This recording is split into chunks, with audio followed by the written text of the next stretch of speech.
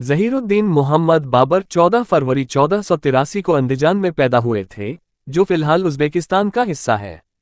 आक्रमणकारी हो या विजेता, लेकिन ऐसा लगता है कि बाबर के बारे में आमतौर से लोगों को न तो अधिक जानकारी है और न ही दिलचस्पी। मुगल सम्राटों में अकबर और ताजमहल बनवाने वाले शाहजहां के नाम सबसे ऊपर हैं।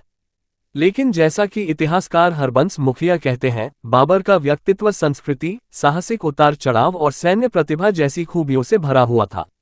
मुखिया कहते हैं कि अगर बाबर भारत न आता तो भारतीय संस्कृति के इंद्रधनुष के रंग फीके रहते। उनके अनुसार भाषा, संगीत, चित्रकला, वास्तुकला, कपड़े और भोजन के मामलों में मुगल योगदान को नकारा नहीं जा सकता। बाबर के बारे में कुछ दिलचस्प बातों पर एक नज़र। 1. हरबंस मुखिया कहते हैं कि यह आम गलतफहमी है कि अयोध्या की विवादास्पद बाबरी मस्जिद बाबर ने बनवाई थी। उनके मुताबिक बाबरी मस्जिद का जिक्र उसके जिंदा रहने तक या उसके मरने के कई सौ साल तक नहीं मिलता। 2. बाबर ने 1526 में पानीपत की लड़ाई में जीत की खुशी में पानीपत में ही एक मस्जिद बनवाई थी, जो आज भी वही खड़ी है। 3. बाबर दुनिया के पहले शासक थे जिन्होंने अपनी आत्मकथा लिखी। बाबरनामा उनके जीवन की नाकामियों और कामयाबियों से भरी पड़ी है। 4. हरबंस मुखिया के अनुसार बाबर की सोच थी कि कभी हार मत मानो। उन्हें उज़्बेकिस्तान हासिल करने का जुनून सवार था।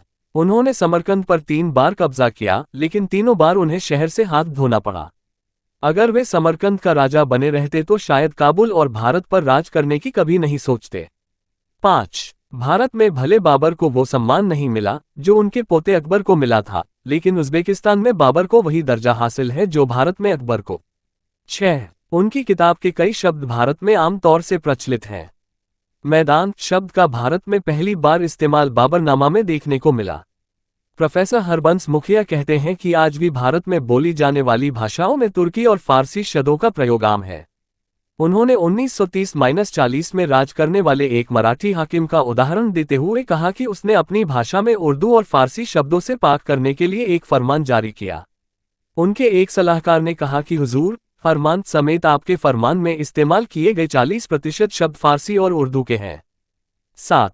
प्रोफेसर मुखिया के अनुसार तुर्क भाषा में कविता लिखने वाली 2 बड़ी हस्तियां गुजरी, उनमें से एक बाबर थे।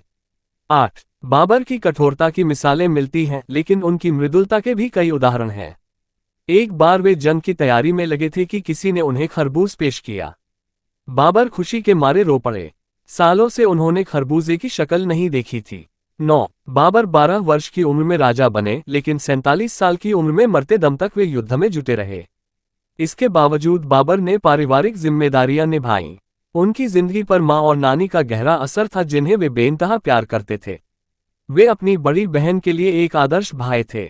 10. मुगल बादशाह हुमायूं बाबर के सबसे बड़े बेटे थे। उनके लिए बाबर एक समर्पित पिता थे। हुमायूं एक बार बहुत बीमार पड़ गए। बाबर ने बीमार हुमायूं के जिस्म के 3 गर्दिश किए और खुदा से दुआ मांगी कि उनके बेटे को स्वस्थ कर दे और उसकी जगह पर उनकी जान ले ले।